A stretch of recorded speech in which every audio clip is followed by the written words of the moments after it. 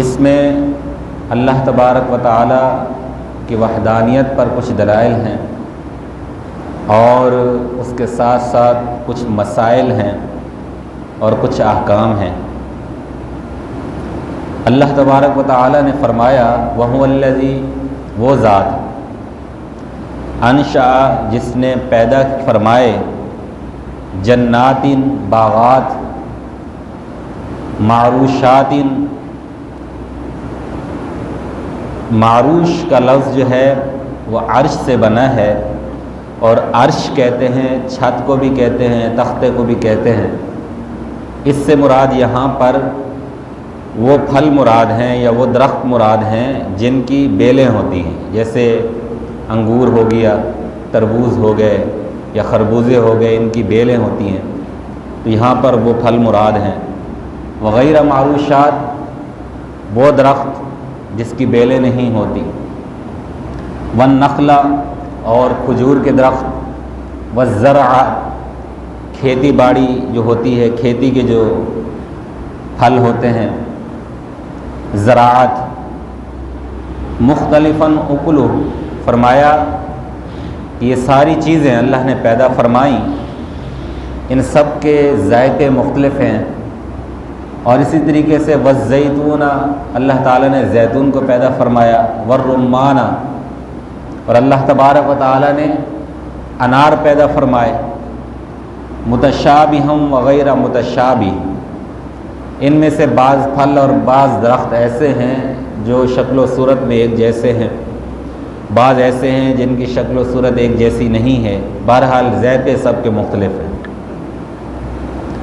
کلوا من ثمرہ اذا اثمر، جب یہ درخت، پھلوں والے درخت جب یہ پھل دیں تو اس کے پھلوں سے کھاؤ۔ وآتوا حقہ یوم حصادہ، اور جس دن کھیتی سے تم کاٹو، یعنی ان درختوں سے پھل کاٹو، یا کھیتی باڑی کرتے ہوئے جب وہ کھیت تیار ہو جائے، پک جائے، تو اس میں سے آتو حقہ، تو اس کا حق ادا کرو۔ یہاں پر اللہ تبارک و تعالیٰ کی توحید پر بھی دلائل ہیں، وہ اس طریقے سے کہ اللہ تبارک و تعالیٰ نے اس سے پہلی آیتوں میں کفار کو یہ سرزش کی تھی جو شرک کرتے تھے اور از خود احکام بنا لیتے تھے، تو یہاں پر وجود باری تعالیٰ اور توحید پر دلائل ہیں کہ اللہ تعالیٰ نے بیلوں والے درخت پیدا فرمائے اور کھجور کے درخت پیدا فرمائے، ان کی شکل و صورت، ان کا رنگ، ان کی خوشبو، ان کا ذائقہ سب ایک دوسرے سے مختلف ہے، اور اس کے فوائد جو ہیں ہر ایک کے ایک دوسرے سے مختلف ہیں، اور یہ ساری چیزیں از خود پیدا نہیں ہوئیں، یہ ساری چیزیں ان کا پیدا کرنے والا ایک موجود ہے۔ اور یہ بھی بتایا کہ جب دنیا بھر کے درختوں کا، کھیتوں کا، ہرے بھرے جنگلات کا خالق اور مالک اللہ تبارک و تعالی ہے، ساری نباتات کا وہ خالق ہے، تو پھر جمادات ہیں، حیوانات ہیں اور انسان ہیں، جنات اور فرشتے، ساری کائنات کا خالق بھی اللہ تعالی ہے، وہی عبادت کا مستحق ہے۔ تو یہ اللہ تعالیٰ کی توحید پر دلائل ہے۔ اب یہاں پر ایک اہم مسئلہ بیان کیا گیا ہے، وآتوا حقہ یوم حصادہ، کہ کھیتی کی فصل سے، کھیتی سے، فصل سے، پھلوں سے جو کچھ بھی تمہیں ملے اس کا حق ادا کرو۔ ایک اہم مسئلہ شرعی یہاں پر بیان کیا گیا ہے، وہ ہے مسئلہ عشر کا۔ آپ سب لوگوں نے عشر کا نام سنا ہوگا، زکوٰۃ کی طرح عشر بھی واجب ہے، فرض ہے، اللہ تبارک و تعالی نے اس آیت میں اس کا حکم دیا ہے۔ عشر کس کو کہتے ہیں؟ زمین کی پیداوار سے نفع حاصل کرنے کی غرض سے جو بھی چیز حاصل ہو، چاہے وہ پھل ہوں یا کھیتی کا مال حاصل ہو، اس کا 10واں حصہ عشر کہلاتا ہے۔ عشر کا عربی میں ترجمہ ہے 10واں۔ اور ایک اصطلاح ہے نصف عشر کی، یعنی 20واں حصہ،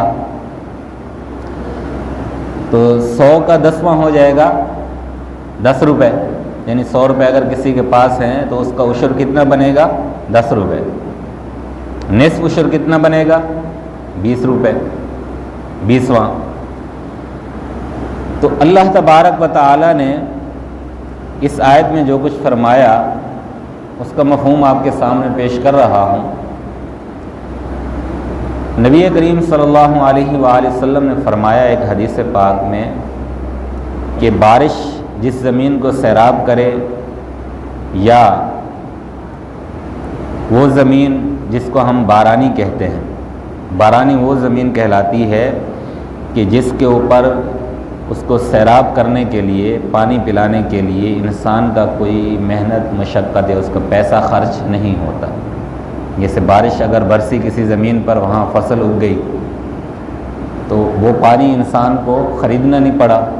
اسی طریقے سے دریا کا پانی ہے، نہر کا پانی ہے، اس میں انسان کا بعض اوقات پیسہ خرچ نہیں ہوتا۔ تو ایسی زمین کہلاتی ہے بارانی۔ اس زمین سے جو کچھ بھی حاصل ہوگا اس کا 10واں حصہ اللہ کی راہ میں دینا واجب ہے۔ یہ زمین کی زکوٰۃ کہلاتی ہے۔ جس طرح آپ اور زکوٰۃ ادا کرتے ہیں، جانوروں کی بھی زکوٰۃ ہوتی ہے، زمین کی بھی زکوٰۃ ہوتی ہے۔ تو ایسی زمین جس پر انسان خرید کر پانی لگاتا ہو، جیسے ٹیوب ویل سے لگاتا ہے یا کہیں سے خرید کر اس کو پانی پلاتا ہے، اس سے پھر جو کچھ کھیتی باڑی میں جو کچھ بھی اگتا ہے، جو بھی زراعت میں، چاہے وہ پھل ہوں یا غلہ ہو، جیسے گندم ہے یا جو ہیں، یہ چاول ہیں، کپاس ہے، جتنی بھی فصلیں ہوتی ہیں نا ساری، ان سب کو اگر انسان جو پانی لگاتا ہے وہ خرید کر لگاتا ہے تو پھر اس صورت میں جو بھی اس سے حاصل ہوگا، یعنی زمین کے اوپر نہیں ہے، زمین سے جو کچھ بھی حاصل ہوگا اس کا انسان کے اوپر 20واں حصہ دینا واجب ہے۔ یہ اس وقت ہے جب وہ پانی اس کو خرید کر لگاتا ہے۔ پانی تو لازمی ہے، اور اگر وہ پانی خرید کر نہیں لگاتا بلکہ بارش کے پانی سے اس کو پانی پلاتا ہے یا نہروں سے پلاتا ہے یا مختلف، یعنی مفت میں اس کو پانی مل جاتا ہے، تو پھر اس صورت میں اس کو 10واں حصہ دینا واجب ہے۔ جتنی بھی زمین سے جو کچھ بھی حاصل ہوگا اس کا 10واں یا 20واں، فرق آپ کو بتا دیا میں نے، 10واں کس صورت میں ہے، 20واں کس صورت میں۔ اچھا، یہاں پر ایک اور مسئلہ یہ ہے کہ عشر ادا کرنے پر اللہ تبارک و تعالیٰ کیا انعام عطا فرماتا ہے۔ فرمایا وما انفقتم من شیء فهو یخلفہ، اللہ کی بارگاہ میں اللہ کی رضا کے لیے جو بھی چیز تم اللہ کی راہ میں خرچ کرو گے، اللہ تعالیٰ تمہیں اس کا بہترین بدلہ عطا فرمائے۔ یہ ہے انعام عشر دینے پر۔ واجب تو ہے ہی انسان کے اوپر، لیکن اس پر انعام بھی ہے۔ جو بندہ، حدیث پاک میں آتا ہے نبی کریم صلی اللہ علیہ وسلم نے فرمایا کہ جس بندے نے اپنے مال کی زکوٰۃ ادا کر دی، اللہ تعالیٰ نے اس سے شر کو دور فرما دی، اللہ تعالیٰ اس میں برکت بھی عطا فرماتا ہے۔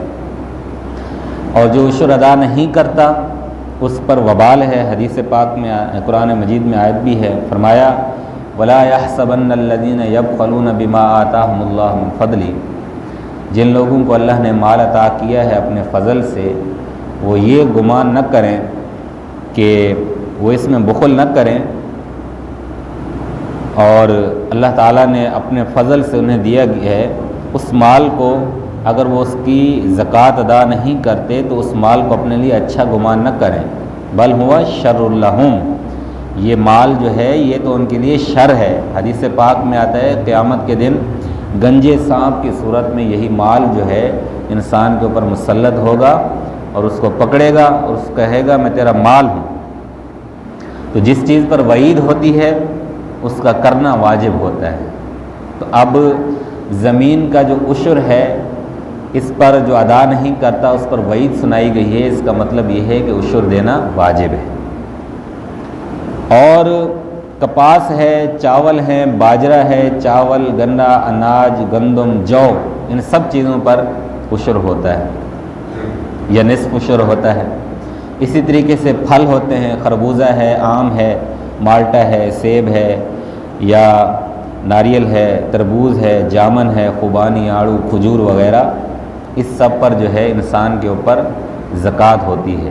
اگر آپ کا باغات ہیں آپ کے، تو آپ کا جب یہ مال تیار ہو جائے گا تو اس میں سب سے پہلے آپ نے عشر نکالنا ہے، یعنی عشر اور نصف عشر کی بات پہلے سمجھا دی ہے کہ اگر تو آپ کی زمین بارانی ہے تو پھر تو آپ کے اوپر جو ہے وہ عشر ہے، یعنی آپ کو پانی کا خرچہ نہیں ہوتا۔ اگر پانی کا خرچہ ہوتا ہے تو پھر نصف عشر 20واں حصہ۔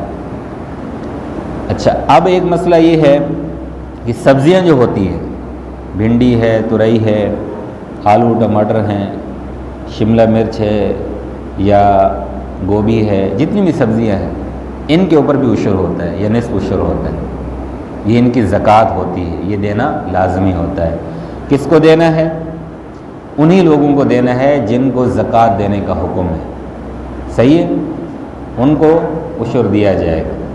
پھر جو ادا نہیں کرتا اس کے لیے وعید ہے۔ اسی طریقے سے زکوٰۃ میں اور عشر میں چند چیزوں میں فرق ہے۔ زکوٰۃ کے اوپر سال کا گزرنا لازمی ہے، جس کے پاس نصاب کے برابر مال ہو یا اس سے زائد سال گزرنا شرط ہے، عشر پر سال گزرنا شرط نہیں ہے، ایک مسئلہ۔ دوسرا مسئلہ یہ ہے کہ قرض دار اگر کوئی شخص ہے تو اس پر زکوٰۃ نہیں ہے، اگر اس کا قرض اتنا ہے کہ وہ صاحب نصاب نہیں رہتا قرض ادا کرنے کے بعد بھی، تو اس پر زکوٰۃ نہیں ہے۔ عشر کے معاملے میں ایسا نہیں ہے، انسان مقروض بھی ہے تب بھی زمین سے جتنا بھی حاصل ہوگا اس کو عشر دینا لازمی ہے۔ اسی طریقے سے جو شرعی فقیر ہے اس پر زکوٰۃ لازم نہیں ہے، لیکن عشر اگر اس نے زمین اس کے پاس ہے تو جو بھی مال اس سے حاصل ہوگا اس پر عشر دینا لازمی ہے۔ یعنی عشر ہر انسان پر جو ہے، جو بھی کھیتی باڑی کرتا ہے یا جس کے پھل ہیں، باغات ہیں، اس پر عشر لازمی ہے۔ پھر اسی طریقے سے ایک مسئلہ یہ ہے کہ گاؤں دیہاتوں میں ہوتا یہ ہے کہ ایک شخص کی زمین ہے، 2 کنال 4 کنال 6 کنال زمین ہے، اب وہ خود اس پر کچھ نہیں اگاتا، اس نے کسی کو دی ہوئی ہے، کسانوں کو دی ہے کہ تم اس پر اگاؤ، اس کا 60% حصہ مجھے دینا، 40% تم دینا۔ زمین کسی کی ہے تو وہ اس کا کرایہ ادا کرتا ہے ایک طریقے سے، تو اب اس صورت میں عشر کون دے گا؟ تو اس میں شرعی مسئلہ یہ ہے کہ جتنا حصہ اس کے پاس ہے جو اس فصل کو تیار کرتا ہے، ہاری کسان، جتنا مال اس کے پاس جائے گا اس کا عشر اس نے دینا ہے، جتنا اس کے مالک کے پاس جائے گا اتنا اس نے دینا ہے۔ اور اگر زمین اجارے پر لی ہوئی ہے کہ 1 ایکڑ کا 50,000 روپیہ تم نے مجھے دینا ہے، تو اس صورت میں وہ جو کسان ہوگا صرف اس کے اوپر عشر ہوگا، یہ مسئلہ بھی ہے۔ پھر جو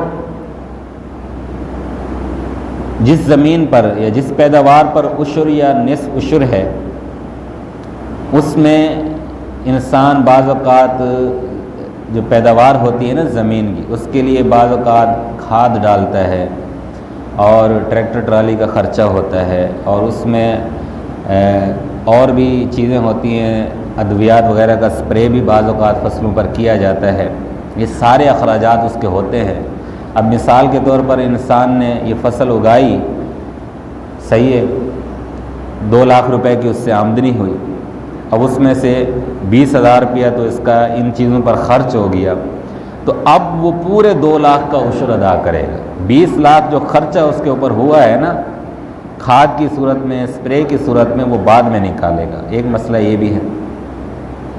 تو یہ شرعی مسائل کا اس آیت مبارکہ کے اندر بیان کیا گیا ہے، اور پھر فرمایا کہ وَلَا تُسْرِفُوا، اور اسراف نہ کرو۔ اب اسراف کہتے ہیں زیادتی کو۔ یہاں پر یہ بات کیوں فرمائی گئی، اس کا شان نزول علماء نے لکھا ہے۔ ایک صحابی حضرت ثابت بن قیس جو تھے، ان کا باغ تھا کھجوروں کا، 500 کھجوروں کے باغات تھے، اور انہوں نے جتنے بھی کھجور اس سے حاصل ہوئے وہ سارے پورا دن تقسیم کرتے رہے، صبح سے لے کر شام تک اللہ کی راہ میں۔ تقسیم کرتے رہے، ایک کھجور بھی ان کے اپنے گھر والوں کے لیے نہ بچی۔ اس پر علماء نے فرمایا، یہ آیت نازل ہوئی کہ اللہ کی راہ میں صدقہ دو، لیکن وہ صدقہ بہتر ہے جس کے ادا کرنے کے بعد انسان خود بھی خوشحال رہے، یہ حالت نہ ہو کہ اس کے پاس تو پھر وہ خود دوسروں کے آگے ہاتھ پھیلائے۔ صحیح ہے۔ اب حضرت ثابت نے سارا مال اللہ کی راہ میں خرچ کر دیا، اپنے گھر والوں کے لیے نہیں بچے۔ اچھا، یہاں پر ایک بات یہ ہے کہ جب آپ کے پاس مال ہو اس میں سب سے پہلا حق آپ کا ہے، پھر آپ کے بیوی بچوں کا ہے، یعنی صدقہ جو ہے نفلی صدقہ اپنے اوپر خرچ کرو، اپنے بیوی بچوں پر خرچ کرو، پھر اگر پھر بھی بہت مال بچ جاتا ہے پھر اللہ کی راہ میں خرچ کر دو تو پھر یہ اسراف نہیں ہے۔ اور یہاں پر حضرت مجاہد فرماتے ہیں، مفسر قرآن تھے، وہ فرماتے ہیں کہ جبل ابو قبیس جو ہے وہ اگر کوئی انسان اللہ کی راہ میں خرچ کر دے، یعنی سونے کا پہاڑ ہو وہ بھی اللہ کی راہ میں خرچ کر دے تو یہ اسراف نہیں ہے۔ اللہ کی راہ میں جتنا بھی دو اسراف نہیں، لیکن 1 سا 4 کلو گرام یا اس جتنا، یعنی سمجھانے کے لیے کہا گیا ہے، وہ انسان نے کسی معصیت میں، نافرمانی میں، غلط کام میں خرچ کر دیا تو وہ اسراف ہے۔ کیا مفہوم مطلب نکلا کہ اللہ کی راہ میں جتنا خرچ کرو خیر کے کاموں میں، نیک کاموں میں تو کوئی اسراف نہیں ہے، لیکن غلط کاموں میں 1 روپیہ بھی خرچ کر دو تو وہ اسراف ہے۔ اچھا، پھر علماء کا عشر کے اندر اور نصف عشر میں بھی اختلاف ہے۔ امام اعظم ابو حنیفہ کا موقف یہ ہے کہ جتنی بھی آمدنی ہو، چاہے تھوڑی ہو یا زیادہ، آپ نے اس میں سے یہ حصہ نکالنا ہے، غرباء کا ہے، فقراء کا ہے، یہ ان کو دینا ہے، لازمی ہے۔ لیکن جو باقی ائمہ ہیں، امام اعظم ابو حنیفہ کے علاوہ باقی ائمہ ثلاثہ، وہ فرماتے ہیں جب تک 5 وسق آمدنی نہ ہو، یعنی جو بھی آمدنی نکلے گی اگر وہ 5 وسق تک نہ پہنچے تو اس وقت تک آپ پر کوئی عشر نہیں ہے۔ اب وسق کیا ہے؟ وسق جو ہوتا ہے نا، 1 وسق ہوتا ہے 240 کلو گرام کا، یعنی تقریباً 6 من، اور 5 وسق کا مطلب ہو گیا 30 من۔ آمدنی جب 30 من ہوگی تب آپ پر عشر ہوگا، اس سے کم ہے تو آپ پر عشر نہیں ہے۔ ان کی دلیل بھی ایک حدیث پاک ہے، لیکن امام اعظم ابو حنیفہ رحمہ اللہ تعالیٰ کی جو دلیل ہے وہ قرآن مجید کی آیت جو آپ کے سامنے میں نے ابھی پڑھی ہے، جس کی تفسیر میں بیان کی ہے۔ تو خلاصہ کلام یہ ہے کہ اس ایک آیت مبارکہ میں اللہ تعالیٰ کی وحدانیت کا بیان ہے، توحید کے اوپر دلائل بھی ہیں، چند شرعی مسائل کا بیان آ گیا ہے، عشر کے مسائل کا بیان آ گیا ہے، اسراف کا بتایا گیا ہے، صدقہ کرنے کا بتایا گیا ہے، اور یہ بھی بتایا کہ اللہ تعالیٰ کی انسان کے اوپر کتنے انعامات اور اللہ تعالیٰ کی نعمتیں ہیں انسان کے اوپر۔ اللہ تبارک و تعالیٰ اس کو اپنی بارگاہ میں قبول فرمائے۔ وآخر دعوانا الحمدللہ رب العالمین۔